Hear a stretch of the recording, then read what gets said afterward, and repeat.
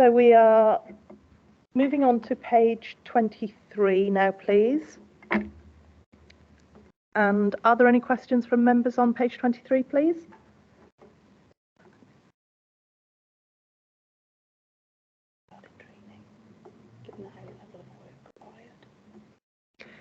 So I do actually have a quick question on this one. In the 4.28, sorry, the number of Section 47 investigations, I just wondered how long they take and what sort of manpower they're taking, and are we having to do additional training on top of that as well? Is that taking up manpower hours as well, please? Thank you. If I answer that, Chair, and then Claire will come in if needed. So a Section 47 child protection investigation is 10 working days to complete. More often than not, this is just one social worker undertaking this. It may require some additional resources in terms of joint visiting, and joint visiting and that co-working is something that I actively encourage in both the MASH and IA service for lots of reasons that make sense, and one of safety. So we are largely meeting our statutory duties in relation to Section 47s, and I did sort of just touch very briefly on it earlier, that there are times that it will show in the dashboard that hasn't been met, but that's a signing off WCIS process issue as opposed to the actual assessment not being completed. So we I'm certainly not going to say it's 100%, it isn't, but it's hugely improved, and we're still on that improvement journey. The team manager in the IA service on a weekly basis sends timescales out to all workers for Section 47 assessments and actively monitors that on a daily basis and updates me if there's any specific assessment that is identified is likely to go out of time scale. So that does that answer your question, Chair, in relation to timescales? It does, thank you. That's very good. Thank you very much. And Chair, I think there was one about training. There was, that you mentioned there. We've got a suite of training at the moment. Our Back to Basics training is being rolled out. That's mandatory training that encompasses a number of areas that have been identified where we could improve. And part of that training suite is looking at processes, timescales, and skills required to undertake those duties. I'm certainly I'm not concerned in terms of the MASH IA service in relation to those skills, because we have a highly skilled workforce. However, we should never put ourselves in a position where we think we can't improve or continue to learn. So all of those staff, including agency staff, we don't differentiate with our agency staff on training. So they will receive the same training package as permanent staff. So we've got a programme for everybody to attend that full suite of training, and we as a weekly group in the Monday team managers meeting that includes all of children's services, we look at the figures to check and monitor our progress in terms of getting those staff on the training, because of course there are challenges getting people to sign up to the training. That's the easy bit, is ensuring that their workload is such that they don't have to cancel on the day. We know that happens because of emergencies, but it's just making sure that we keep on top of that monitoring to make sure every member of staff completes that training, and myself included. And I've started going on that training. I have to say it's excellent. It's really really of a high standard. That's good to hear, and it's good to hear that you're doing the training as well, because then obviously what's in there, what's needed, what's required, and things like that. So that's really heartening to hear. So thank you very much. Cheers. Any other questions, members, on page 23, please?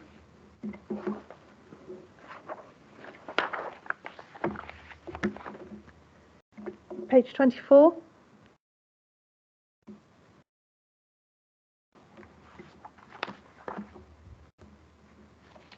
Page 25.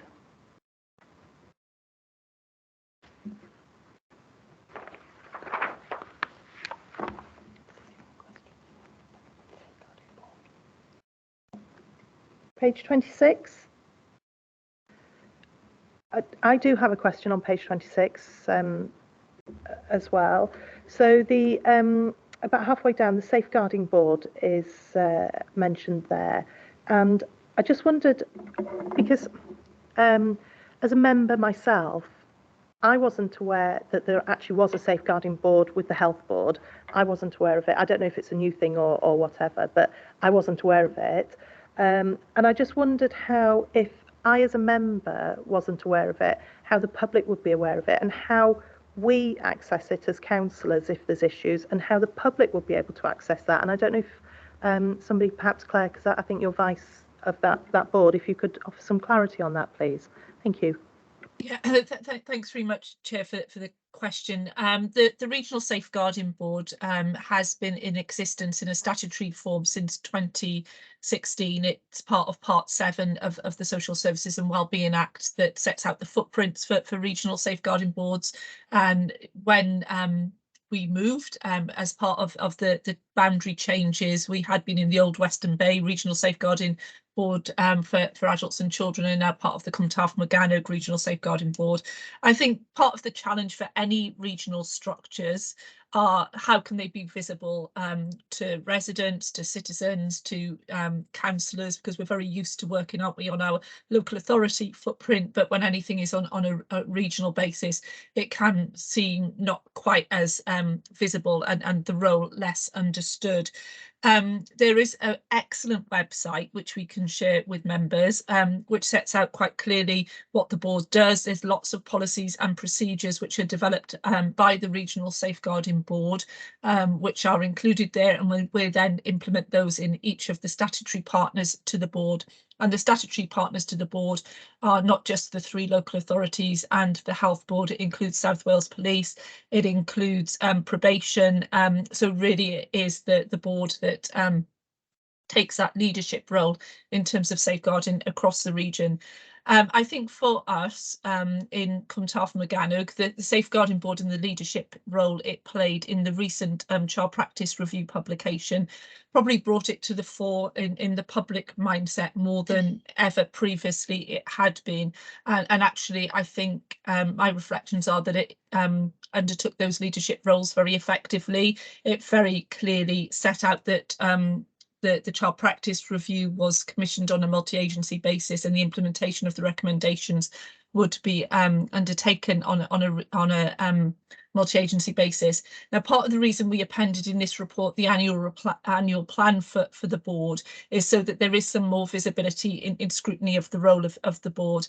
And I would be very happy as vice chair of the board to make sure that whenever we bring an annual report, that there is visibility of the activity of the Regional Safeguarding Board through the annual reporting that you know necessarily scrutinise us on in Bridgend, because we can only fulfil our duties as Bridgend County Borough Council if we've got an effective Regional Safeguarding Board which oversees the accountability of all partners and accountability across the region.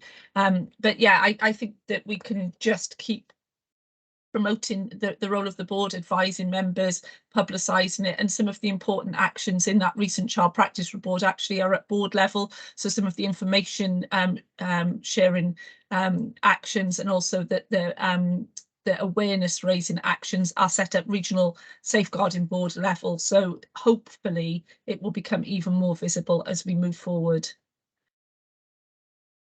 So members of the public can equally, through the website, trigger safeguarding concerns with the board as well, can't they? So that's a way they can do that.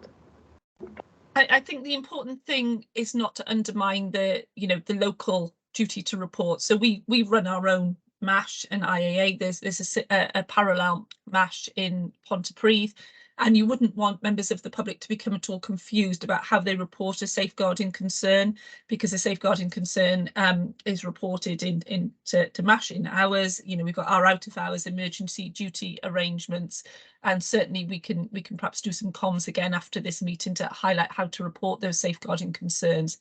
What the regional safeguarding boards have got responsibility for in statute is to hold individual safeguarding organisations to account, to develop policies and procedures, to you know, have a strategic oversight in terms of training, and then that very critical, the important responsibility around the commissioning and publication of child and adult practice reviews.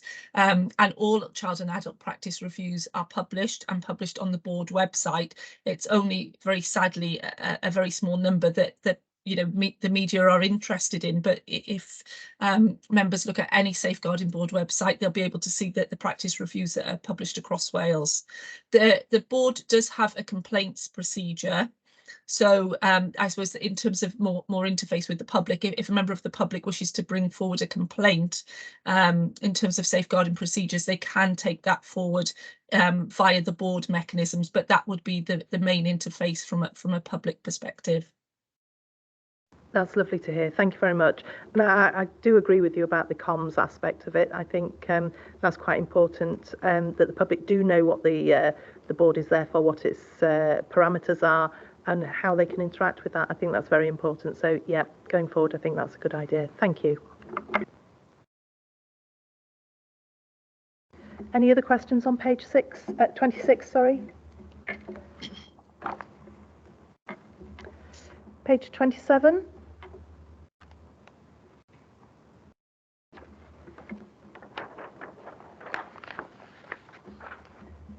Page 28.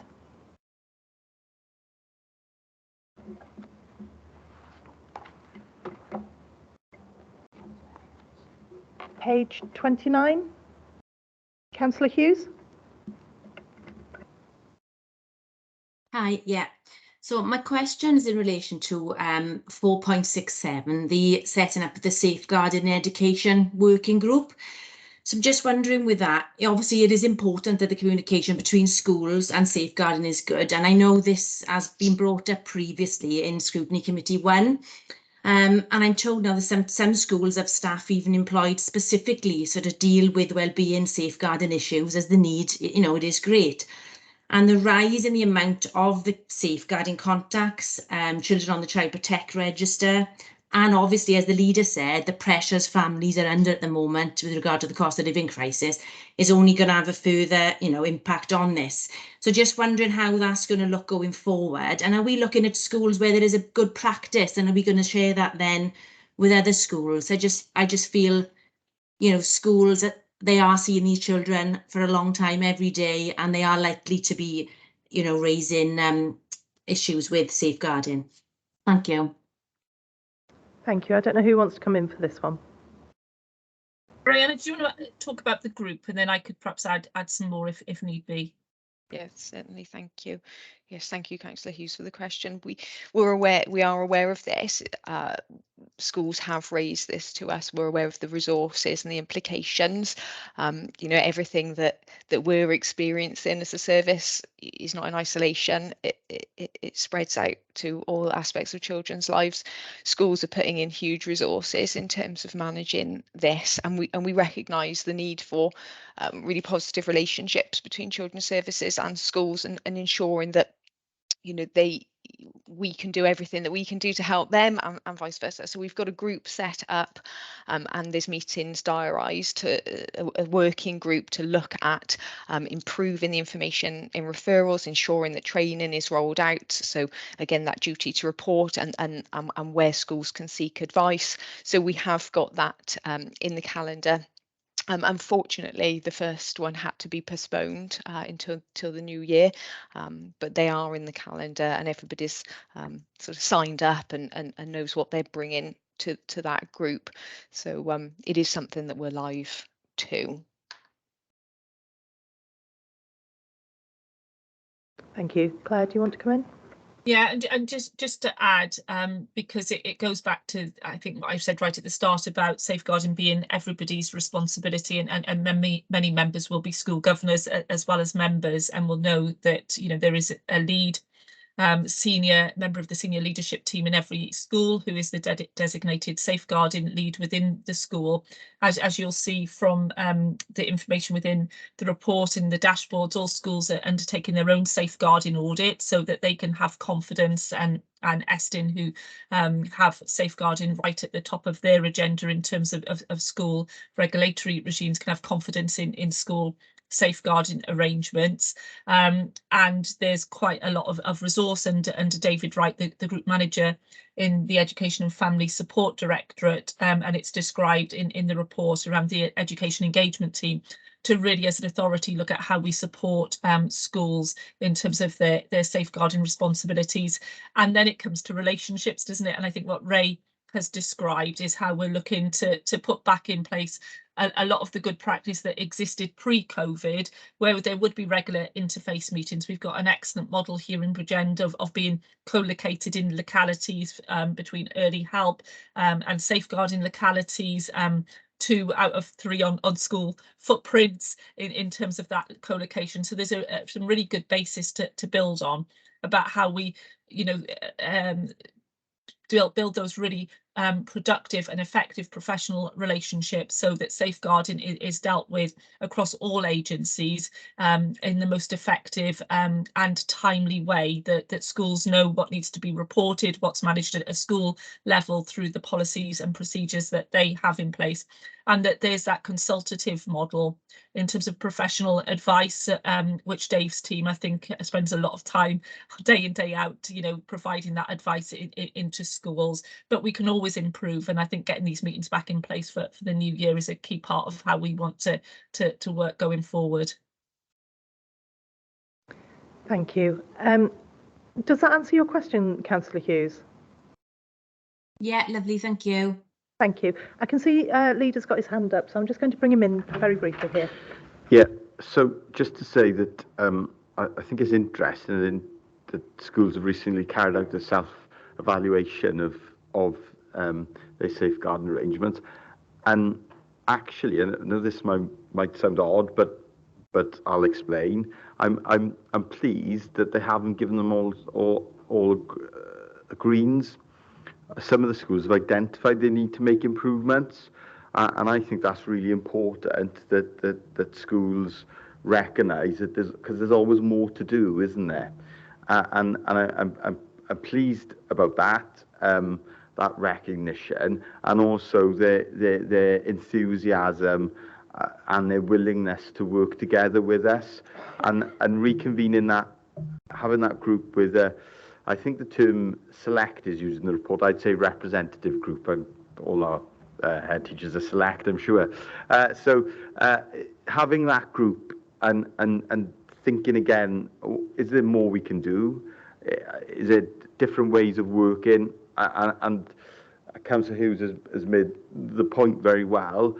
Our schools are at the forefront in terms of safeguarding, because for 99.9% of children, it is where after home they spend more time in school than anywhere else, and it's the opportunity that we have as a council, schools are part of the council, to have that regular daily routine contact with children, and those relationships that teachers have with children are so important, aren't they, in terms of supporting those children, but also and support staff is potentially identifying problems.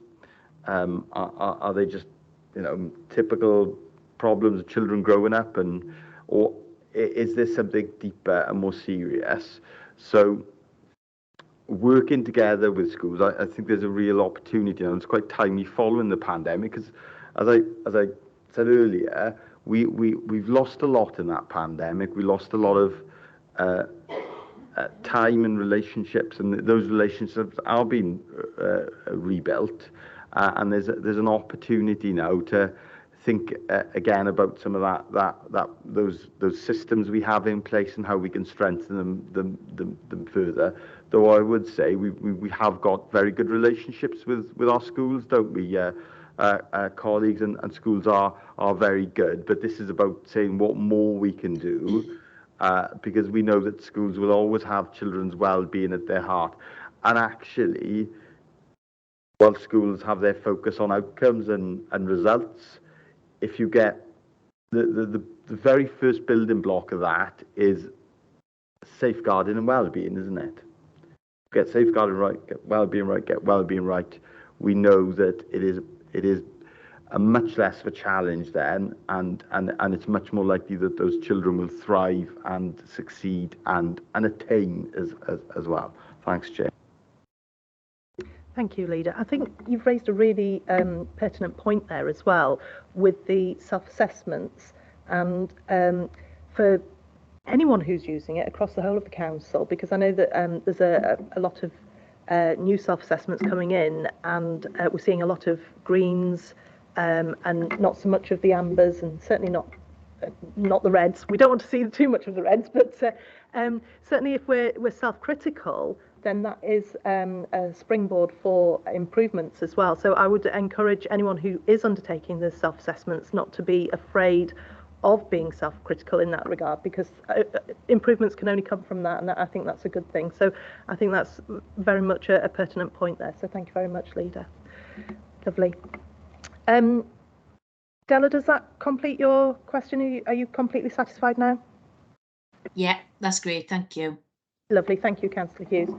Right. Moving on. Any other questions on page 29? Page 30.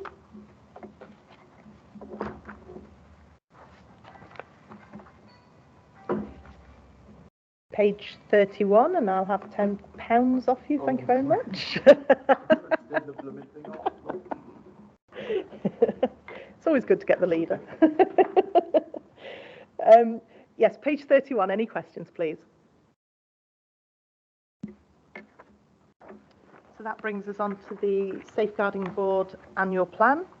So I'm going to go through that as well, page by page. We've got page 35. So we're going to start on page 36.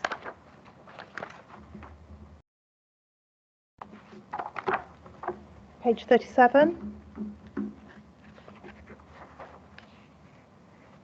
Page 38. Page 39. Page 40.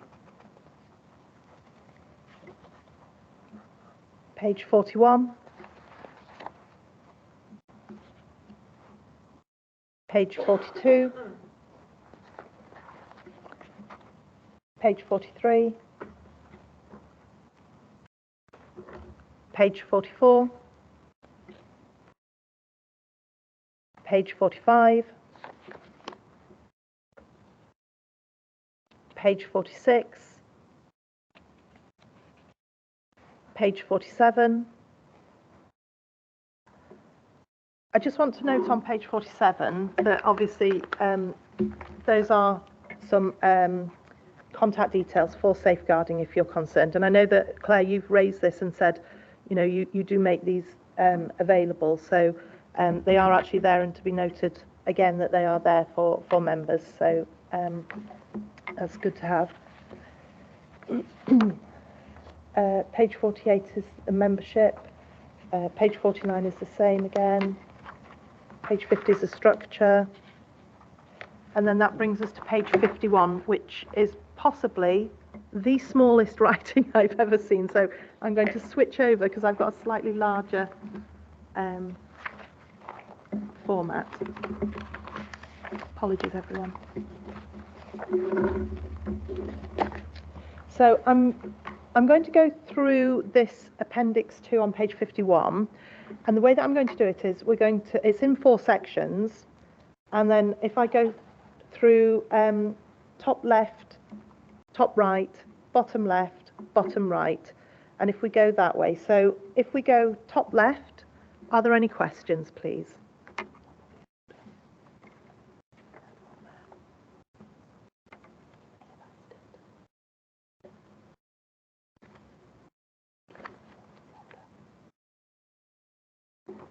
Any questions top right? I'm going to give a slightly longer pause because I know it's very tiny.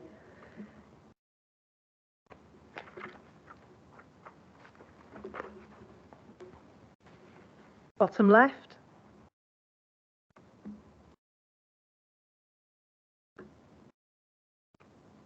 And bottom right.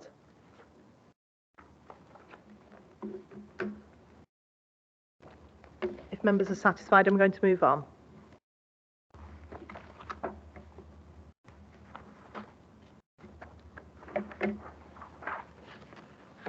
So, sorry, apologies. I believe that brings us to the end of the report. So if there are no further questions from the members, can I thank the invitees? And if you're no longer required, you're more than welcome to leave the meeting. Thank you very much. Thank you, Chair. Thank you, Claire. Thank you, Chair. Thanks so much, and thanks so much to colleagues for the interest and the input that you've provided today. I think that's been really helpful, actually. And you know, if you do have any questions or thoughts after this report, then please do get in touch, because it's such an important role for all members, safeguarding. And I hope someone else has made a note of all the action points from today, because I haven't. But I hope someone has, and we will make sure those action points are followed up. Good. We'll go on with that. Thank you very much, Chair. Panic not. We have got wonderful officers here that have made notes. So thankfully, yes. Thank you very much, Leader.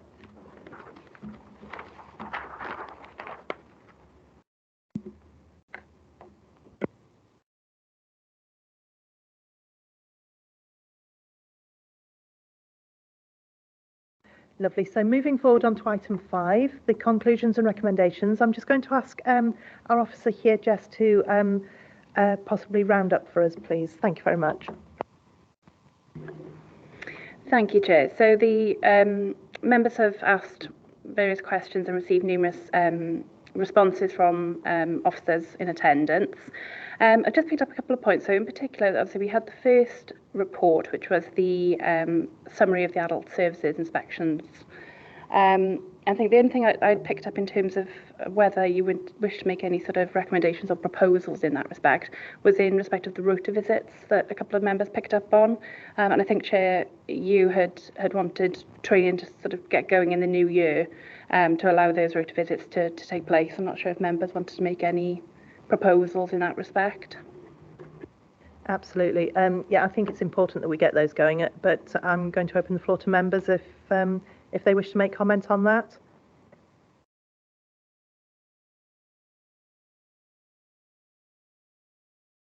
Councillor Hughes? Just to agree, really, that I think it needs to be done as a matter of priority straight after Christmas, because I'd certainly welcome starting visited places as soon as possible. More than happy to. Thank you. And everyone else content with that?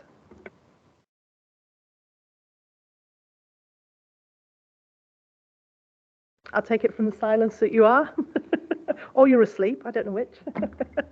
Hopefully you're not asleep. No, that's lovely, thank you. Okay, thank you, Chair. I just wanted to just check with members if they did want to make any other recommendations, proposals in respect of the Adult Service Inspections report. Members?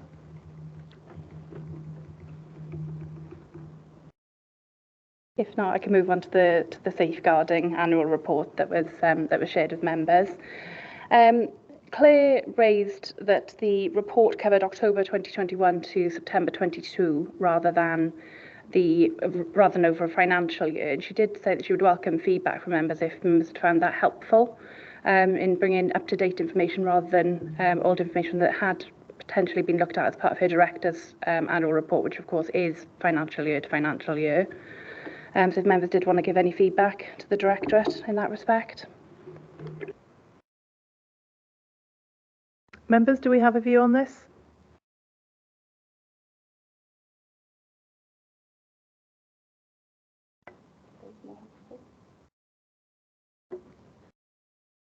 If there's no response, I'm content that you're happy to go ahead with this then.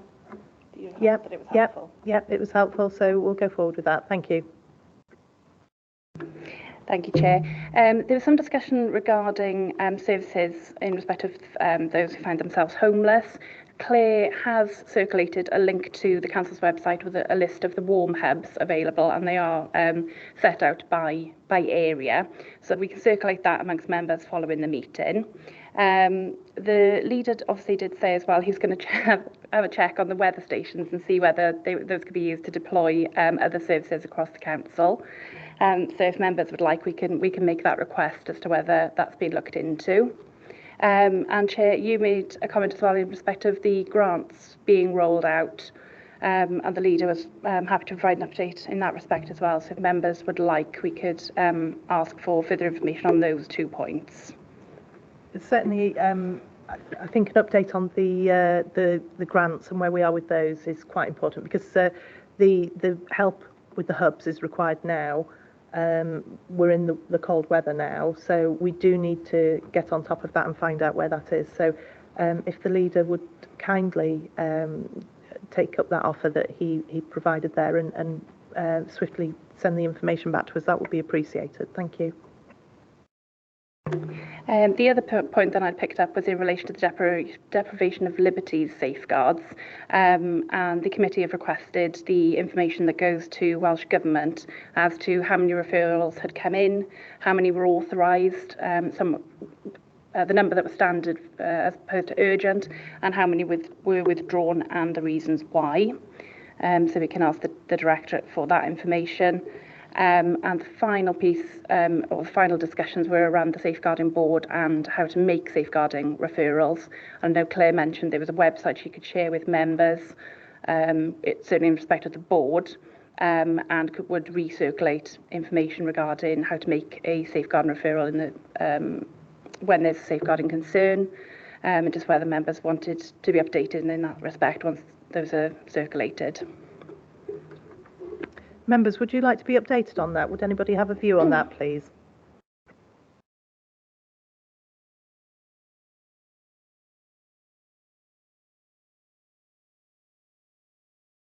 Councillor Hughes?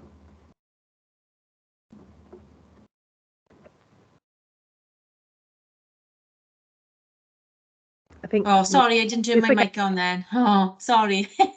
I don't see why we shouldn't be updated on that if you feel that's appropriate as chair and everybody else agrees. I feel it's appropriate, yes, I do. And I think it would be very helpful as well. Yeah, okie doke. Okay, thank you. Lovely. Thank you, Jess. Thank you for that. Right, moving on to item 6 then, forward work programme. I will ask the Scrutiny Officer to present the report, and I will call upon the members who indicate they wish to speak by clicking on the raise hand icon in turn. Thank you very much. Thank you, Chair. Following on from a member's consideration of the forward work programme at the previous meeting, the forward work programme for this committee is attached as Appendix A. The SOC's forward work programmes will be included in the next report to COSC with any updates from each SOC meeting included. The recommendations monitoring action sheet is attached as Appendix B to track responses to the committee's recommendations at the previous meetings. I would also draw members' attention to Appendix A and that there is a proposed meeting in January, on the 20th of January, to discuss the budget. And I'll hand back to you, Chair, for any questions from members. Thank you, Jess. Members, do you have any questions at all about this? If so, please raise your hands.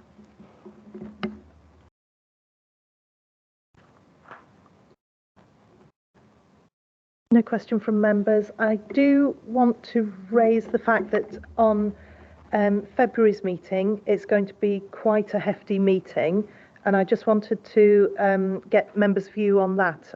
Is everyone content with the weight of that meeting?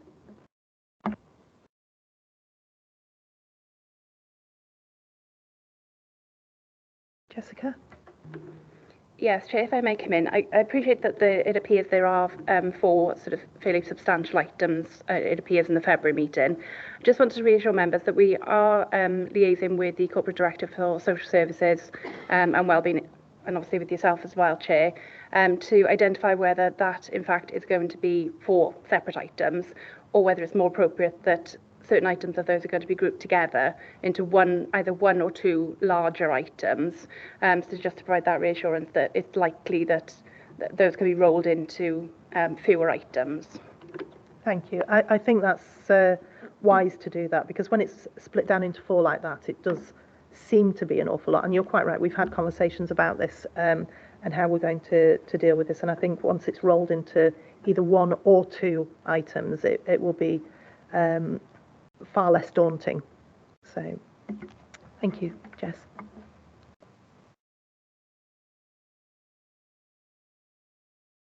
So if there's no further questions from members about the forward work plan. Lovely. I'm going to move on to item 7, urgent items.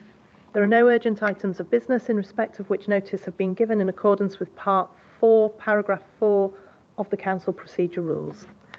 So with that, I'm going to close the meeting at 12:49 and thank everyone for attending, members and officers alike. So thank you very much.